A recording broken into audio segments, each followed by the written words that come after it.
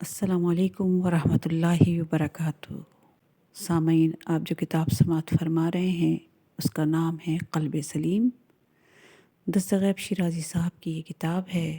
آج ہم آپ کے سامنے اس کی 16ویں ریکارڈنگ پیش کر رہے ہیں، صفحہ نمبر 173۔ حقیقت علم۔ ابن ابی جمہور احصائی نے اپنی کتاب المجلہ میں حضرت عیسیٰ کا یہ قول نقل کیا ہے۔ حضرت عیسیٰ فرماتے ہیں، اے بنی اسرائیل، یہ نہ کہو کہ علم آسمان میں ہے، جو اوپر جائے گا علم پائے گا، اور یہ بھی نہ کہو کہ علم زمین کی تہ میں ہے، جو زمین کے نیچے جائے گا علم لے کر آئے گا، اور یہ بھی نہ کہو کہ علم سمندر پار ہے، جو سمندر پار جائے گا علم لے کر آئے گا۔ بحار الانوار کی 17ویں جلد میں امام جعفر صادق علیہ السلام کی یہ حدیث مذکور ہے۔ آپ فرماتے ہیں، علم پڑھنے سے نہیں آتا، علم خدا کا نور ہے، وہ جسے ہدایت کرنا چاہتا ہے اس کے دل میں ڈال دیتا ہے۔ ذات خدا میں فکر کی ممانعت۔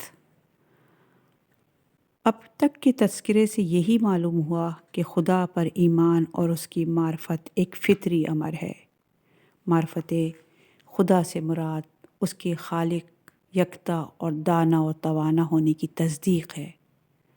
ہمیں علم ہے کہ اسلام صفات خدا کی معرفت پر زور دیتا ہے۔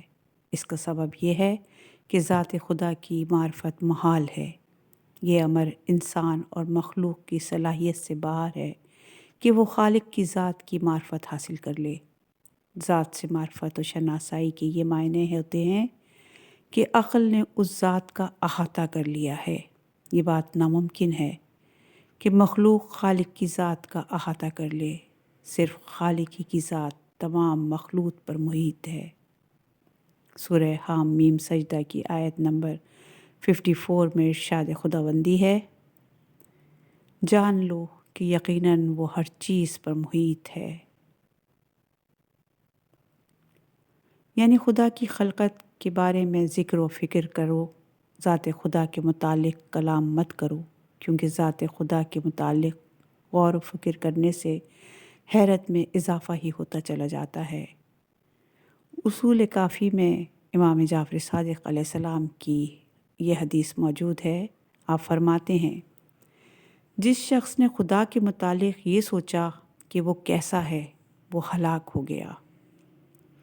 ایسا شخص ہلاکت اور ضلالت میں پڑ جائے گا۔ خدا کی ذات کی معرفت محال ہے۔ ہم اس کے افعال اور صفات تک ہی محدود رہ سکتے ہیں۔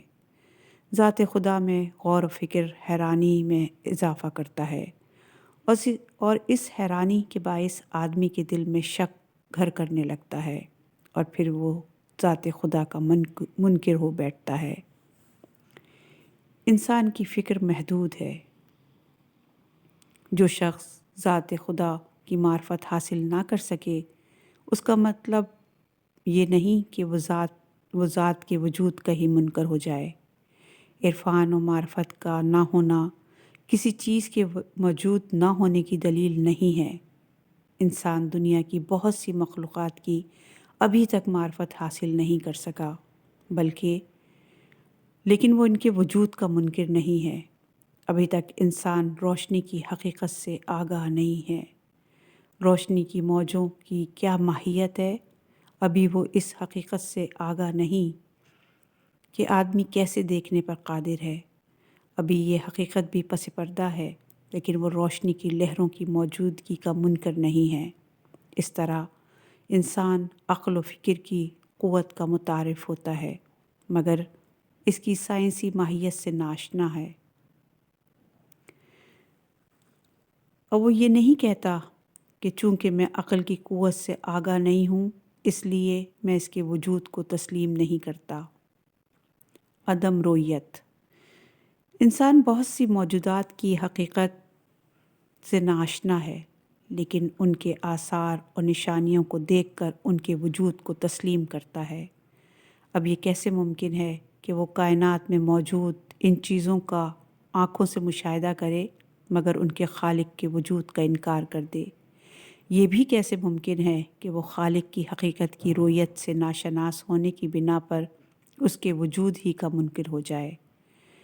ایسے لوگوں سے بدتر اور فاتر العقل تو وہ لوگ ہیں جو عدم رویت کی بنا پر خدا پر ایمان کے منکر ہیں۔ ایسے لوگوں سے یہ سوال کرنا چاہیے کہ آپ نے اپنی عقل کبھی دیکھی ہے، یا اپنا حافظہ دیکھا ہے، یا اپنے باطن کی پوشیدہ قوتوں کو کبھی دیکھا ہے؟ اس کے علاوہ بھی دنیا میں آنکھ سے نظر نہ آنے والے اجسام موجود ہیں۔ مثلاً ہوا نظر نہیں آتی۔ کیا آپ ان تمام چیزوں کے وجود کا انکار کر سکتے ہیں؟ کیا آپ کو ان کے آثار اور نشانیاں نظر نہیں آتی؟ آنکھ کا دائرہ کار مادی اشیاء تک محدود ہے۔ ان لوگوں کو اس بات سے آگاہ ہونا چاہیے کہ آنکھ کا دائرہ کار مادی اشیاء تک محدود ہے، وہ بھی اس صورت میں کہ جب مادی اشیاء ہوا کی مانند بے رنگ و لطیف نہ ہوں، ورنہ ایسی مادی اشیاء آنکھ سے نظر نہیں آتی۔ اب ایسی آنکھ پروردگار کو کیسے دیکھ سکتی ہے جبکہ وہ لطیف مطلق ہے، مادے کا مرکب نہیں ہے؟ لطیف و کثیف اجسام دونوں کا خالق ہے، لیکن وہ عقل و فکر جیسی مادے سے پاک چیزوں کا بھی خالق ہے۔ وہ پروردگار ہر جگہ حاضر و ناظر اور ہر شے پر حاوی ہے۔ ساری کائنات اسی کے وجود سے قائم و دائم ہے۔ پہلے انسان کو آنکھ کے دائرہ کار کا اندازہ لگانا چاہیے تاکہ وہ دائرہ کار سے باہر ہستیوں اور اشیاء کا منکر نہ بن بیٹھے، بلکہ آثار و شواہد سے اسے پہچانے۔ فارسی کے چند اشعار کا ترجمہ آپ کی خدمت میں پیش کر رہی ہوں۔ اگر حیوان کی نظر بادشاہ کو دیکھ کر پہچان سکتی تو بیل اور گدھے بھی خدا کو دیکھ لیتے۔ اگر تجھ میں ایک علیحدہ حص انسانیت نہ ہوتی جو کہ حص حیوانی سے بلند و برتر ہے تو بنی آدم کو احترام ہی کیوں نصیب ہوتا، اور مشترک حص تک ہی انسان محدود ہوتا تو وہ محرم راز کیسے بن سکتا تھا؟ 100 سنار کی ایک لوہار کی۔ کہتے ہیں کہ ایک دن ابو حنیفہ نے ساتھیوں سے کہا، جعفر بن محمد صادق نے کچھ ایسی باتیں کہی ہیں جن پر مجھے حیرت ہوئی ہے۔ وہ کہتے ہیں خدا دنیا اور آخرت میں دکھائی نہیں دے گا، یہ کیسے ممکن ہے؟ ہر چیز کا وجود ہو اور دکھائی نہ دے۔ وہ یہ بھی کہتے ہیں کہ شیطان روز محشر جہنم کی آگ میں جلایا جائے گا، حالانکہ شیطان کی تخلیق بھی خود آگ سے ہے۔ اب آگ کو کیسے جلا سکتی ہے؟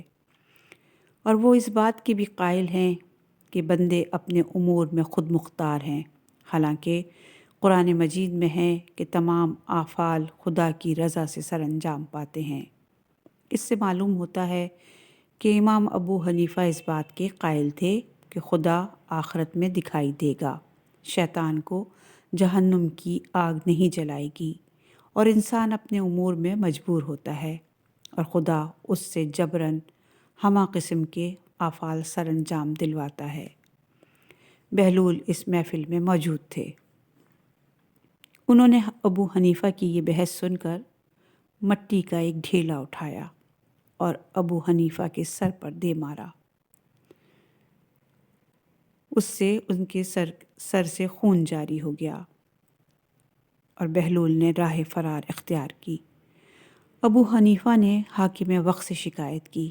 بہلول کو پکڑ کر حاضر کیا گیا۔ ان سے حاکم نے اس حرکت کا سبب پوچھا تو بہلول نے کہا، امام ابو حنیفہ نے امام جعفر صادق علیہ السلام کی 3 باتوں پر اعتراض کیا تھا۔ میں نے ڈھیلا اٹھا کر ان کے سر پر مار کر ان کے تینوں اعتراضات کا جواب دے دیا۔ پہلی بات یہ، وہ یہ کہتے ہیں کہ نہیں ہو سکتا کہ ایک چیز کا وجود ہو اور وہ دکھائی نہ دے۔ اب ان کا دعویٰ ہے کہ میں نے ان کے سر پر درد پیدا کر دیا ہے۔ پہلے مجھے یہ اپنا درد دکھائیں۔ چونکہ درد دکھائی نہیں دیتا اس لیے جھوٹ باندھ رہے ہیں اور درد نام کی کوئی چیز نہیں ہے۔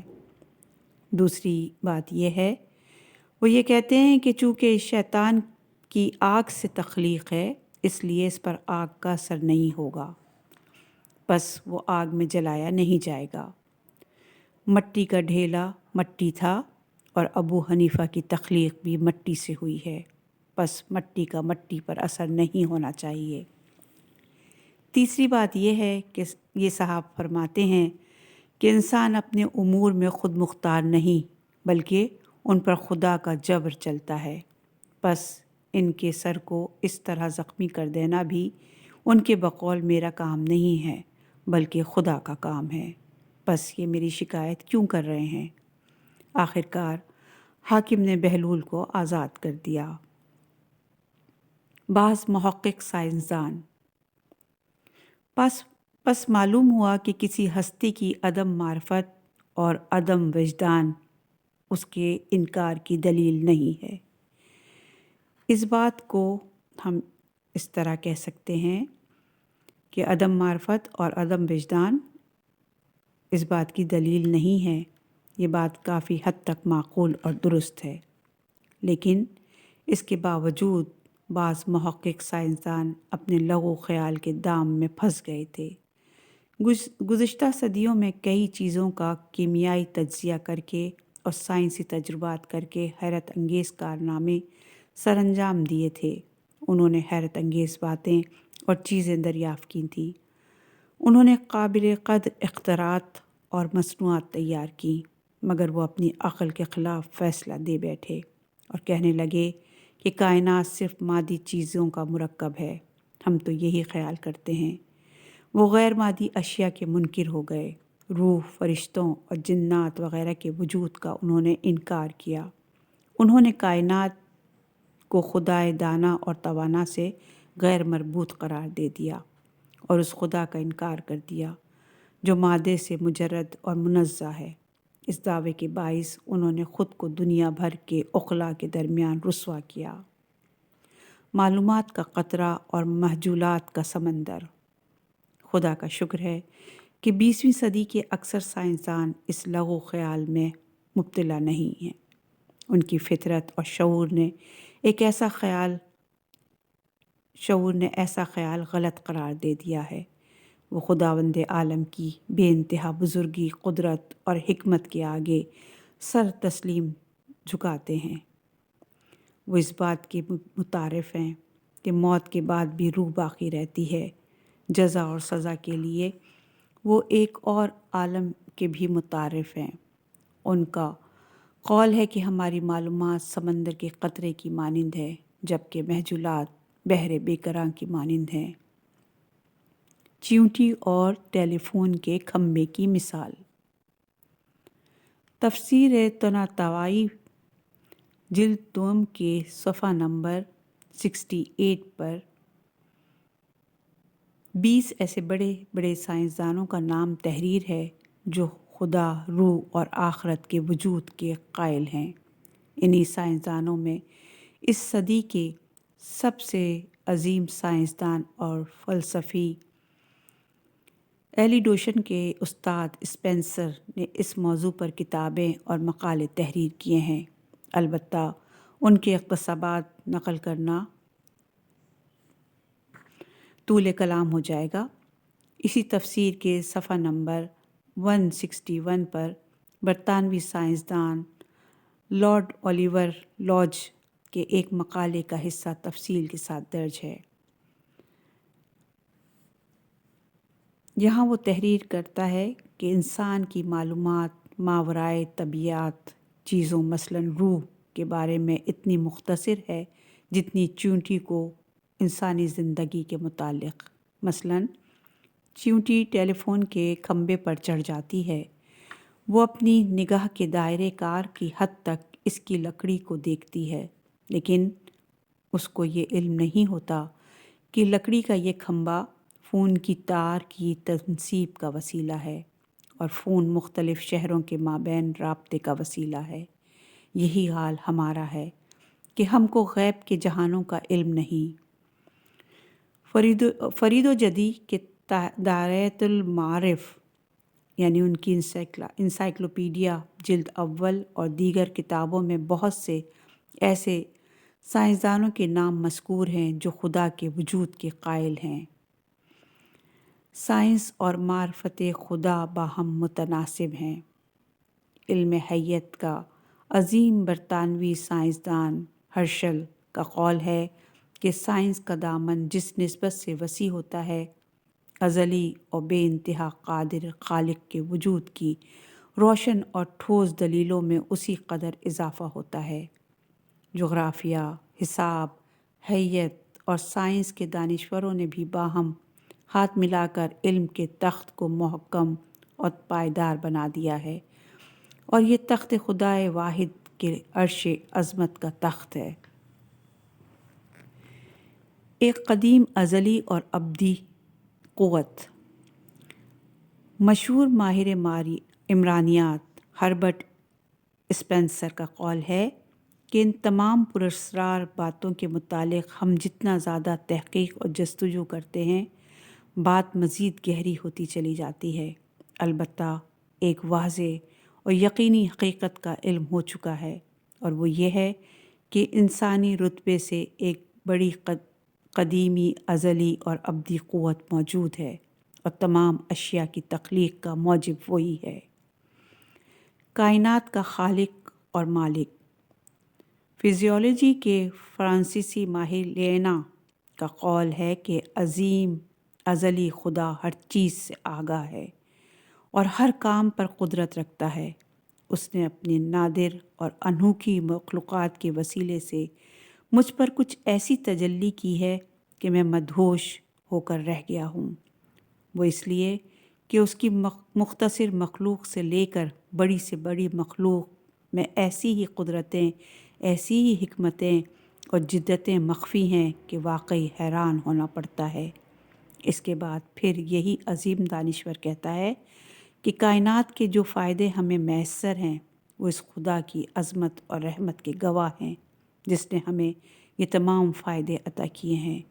کائنات کی اشیاء میں اتنی خوبصورتی اور تناسب خدا کی عظیم حکمت کا شاہکار ہے۔ خدا کائنات میں موجود اشیاء کو نیستی اور ان کے نظام کو گڑبڑ سے بچاتا ہے۔ اس کے ساتھ ساتھ کائنات کی اشیاء میں مسلسل تغیر اور تبدل اس خدا کی عظمت اور بزرگی کا ثبوت ہے۔ دیگر دانشوروں کی طرف سے خدا کا اقرار۔ ممتاز دانشور فونرسٹل اپنی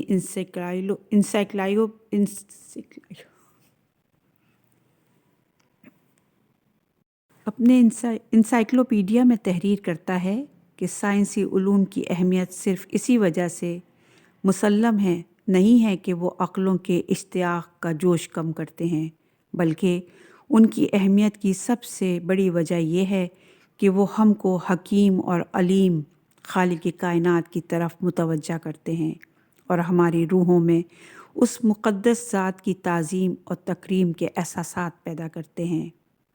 مشہور فلسفی پاسکل کا قول ہے کہ خالق ایک لامحدود کمرہ ہے جس کا محور ہر جگہ ہے اور جس کا محیط لامکاں ہے۔ اسی فلسفی کا یہ بھی قول ہے کہ خدا پر عقیدے کے سوا کوئی بھی چیز ہمارے باطن کو سنوار اور روح کی تشنگی کو تسکین مہیا نہیں کرتی۔ لامسن کا قول ہے، خالق کے انکار میں جو لفظ منہ سے نکالا جاتا ہے وہ خود متکلم کے ہونٹوں کو جلا دیتا ہے۔ اس کا یہ بھی قول ہے کہ کسی ایسی چیز کی جستجو جو ذات خدا کے علاوہ ہو اور خدا کی ذات سے اس کا تعلق بھی نہ ہو، محض عدم کی جستجو کرنا ہے۔ لوکو راڈن کا قول ہے کہ خدا وہ واحد سورج ہے جس کی زندہ اور جاوید شعاعیں موجودات کو مدد اور حیات فراہم کرتی ہیں۔ فیو کا قول ہے کہ خدا ہر چیز سے آگاہ ہے، ہر چیز پر اس کا دست قدرت ہے اور وہ علی الاطلاق پر پروردگار کی حیثیت سے ہر شے کا نظام سنبھالے ہوئے ہے۔ جارڈن کا قول ہے کہ خدا ازلی اور قائم رہنے والی ذات ہے جس کے فیض سے پوری کائنات نے وجود حاصل کیا ہے اور ترقی کی طرف بڑھ رہی ہے۔ 19ویں صدی کے انسائکلوپیڈیا میں ماہر اقتصادیات پروڈون کا قول تحریر ہے کہ خدا ایسی حقیقت اور سچائی ہے جو ہمارے فہم و ادراک سے بعید ہے، جس کی صفات کا تذکرہ ہمارے بس سے باہر ہے، لیکن اس کے باوجود اس کا وجود ناقابل انکار ہے۔ اسی ماہر اقتصادیات کا یہ بھی قول ہے کہ اس سے قبل کہ ہماری عقلیں وجود خدا کا انکشاف کریں، ہمارے دلوں نے اس کے وجود کی گواہی دے دی تھی۔ کتاب فرہنگ قصص القرآن کے صفحہ نمبر 354 پر لامارٹن نامی ایک عظیم فرانسیسی شاعر اور ادیب کا قول تحریر ہے کہ جو دل خدا سے خالی ہو وہ ایک ایسی عدالت ہے جس میں قاضی ہی موجود نہ ہو۔ یہ مغربی دانشوروں کے اقوال کی ایک مختصر سی جھلک تھی۔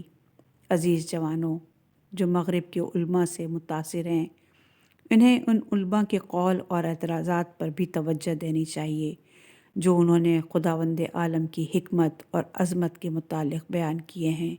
ہمارے نوجوانوں کو علم ہونا چاہیے کہ مغربی دانشوروں کی اکثریت توحید خداوندی کی قائل ہے۔ آئینہ دل کی صفائی، تخلیہ یعنی خود کو ایسی آلائشوں سے پاک رکھنا جو خدا کی معرفت میں حائل ہوتی ہوں۔ بلفظ دیگر اس سے عبارت یہ ہے کہ آئینہ دل کو کدورتوں اور روحانی آلودگیوں سے پاک کیا جائے۔ روح کی سب سے بڑی آلائش خود بینی ہے، یعنی خود کو مستقل سمجھنا اور خود خدا کا محتاج نہ سمجھنا۔ یہ لغو خیال اندھی تقلید کا نتیجہ ہے۔ بعض آدمی اس لغو خیال پر خوش رہتے ہیں، تھوڑے سے علم کے حصول کے بعد وہ خود کو عالم فاضل سمجھنے لگتے ہیں، حالانکہ ان کا علم محدود ہے جبکہ ان کی مجہولات لامحدود ہیں۔ ایسا شخص خود کو کیسے عالم فاضل سمجھ سکتا ہے جو بدیہی ترین اشیاء اور اعلیٰ معارف جیسی معرف یعنی خدا اور خدا شناسی سے ناآشنا سا ہو؟ یہ تکبر اور جہل مرکب کے سوا اور کیا ہے؟ جہل مرکب یہ ہے کہ آدمی اس بات سے جاہل ہو کہ وہ جاہل ہے۔ جہل مرکب کے متعلق تفصیل اس کتاب کی ابتدا میں علاج کفر کے موضوع میں ذکر ہوئی ہے۔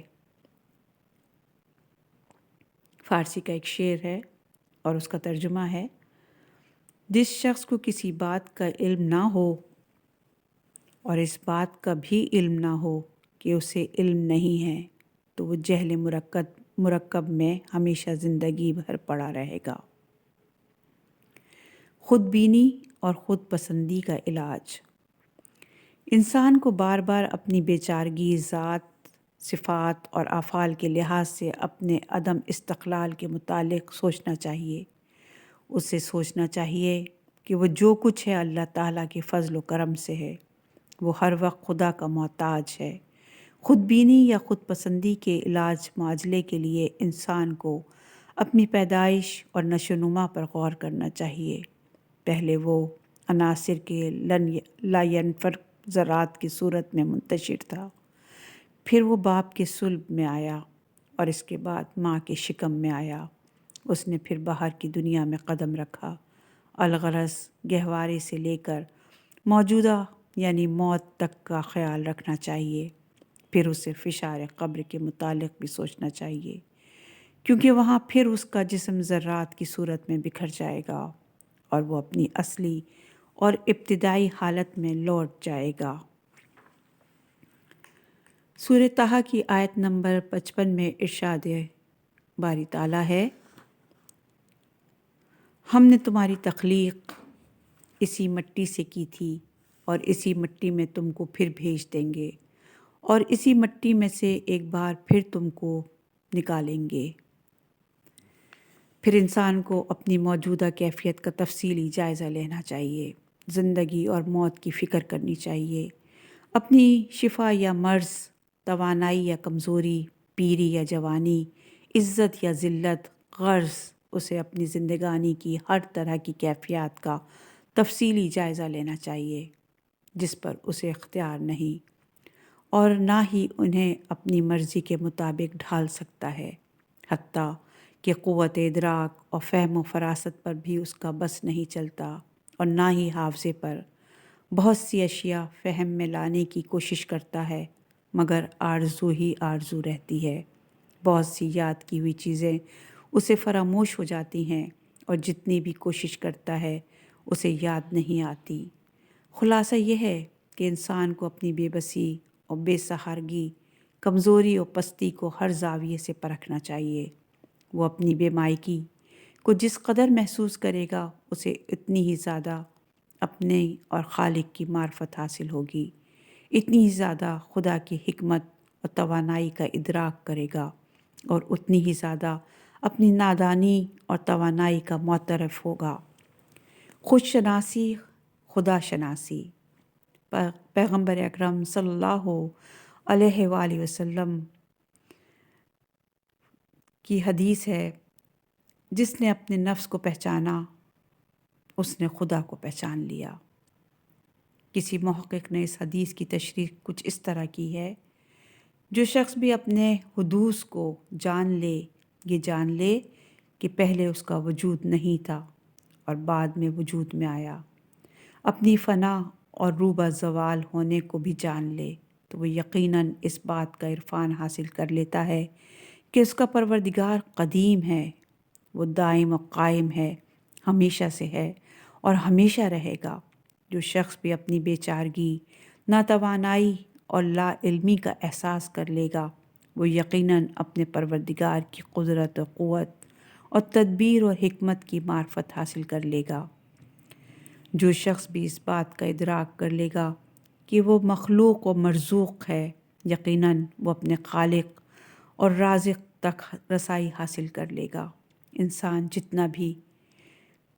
جتنا اپنی صفات سے شناسا ہوتا جائے گا، انسان جتنا اپنی صفات سے شناسا ہوتا جائے گا، وہ اتنی ہی زیادہ خدا کی معرفت کا کمال حاصل کر لے گا۔ غور کرنے پر ہر عقل مند انسان کو اس بات کا علم ہو سکتا ہے کہ اس کے بدن، اس کی روح کی نشو و نما اور زندگی کے ہر شعبے میں تدبیر اس نے ہی کی ہے، اور نہ ہی اس جیسے نے اسے بنایا ہے، تو اسے یقین ہو جائے گا کہ کوئی نہ کوئی اس کا خالق، رب اور اس کا نظام سنبھالنے والا ہے۔ وہی عالم وجود کے تمام اجزاء کا خالق اور مدبر ہے۔ جو شخص معرفت خدا میں کمال حاصل کرنا چاہتا ہو، اس کو ایسی باتوں پر غور و غوص کرنا چاہیے۔ اسے امیر المومنین علیہ السلام کی وہ مناجات پڑھنی چاہیے جو مفاتیح الجناح میں مسجد کوفہ کے اعمال کے ضمن میں درج ہے۔ اس کے معنی مفہوم پر غور کرنا بہت مفید رہے گا۔ ان میں سے ایک مناجات کے بعض جملے یہ ہیں: اے میرے مالک، اے میرے مالک، تو زندہ ہے اور میں مردہ ہوں، بھلا مرے پر زندہ کے سوا کون رحم کر سکتا ہے؟ اے میرے پروردگار، اے میرے پروردگار، تو باقی رہنے والا ہے اور میں فانی ہوں، بھلا فانی پر باقی رہنے والے کے سوا کون رحم کر سکتا ہے؟ اے پروردگار، اے پروردگار، تو دائم ہے اور میں زوال پذیر ہوں، بھلا زوال پذیر پر دائم کے سوا کون رحم کر سکتا ہے؟ اے پروردگار، اے پروردگار، تو رازق ہے اور میں مرزوق ہوں، بھلا مرزوق پر رازق کے سوا کون رحم کر سکتا ہے؟